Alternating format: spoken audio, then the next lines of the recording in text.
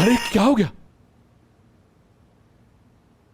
क्या हो गया? सुबह सुबह इस तरह उठाते किसी को हाथ?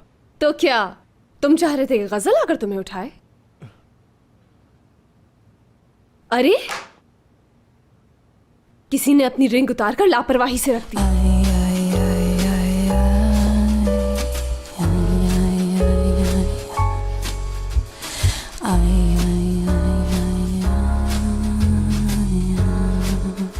उफ, सोते से उठकर भी कितना हैंडसम लगता है ये।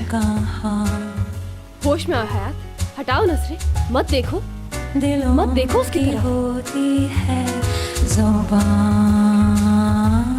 बात सुनो, जा कहाँ रही हो तुम? डेट पर जा रही हूँ। ओह, डेट पे जा रही हैं। और ऑफिस में काम कौन करेगा? मैं कंपनी में पार्टनर हूँ अब, तो अब आप मुझ पर हुक्म नहीं चला सकते मुराद सर सलमास।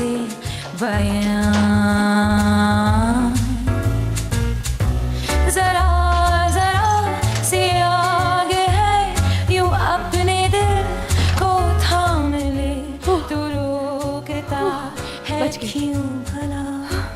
उसकी तरफ देखा नहीं ना।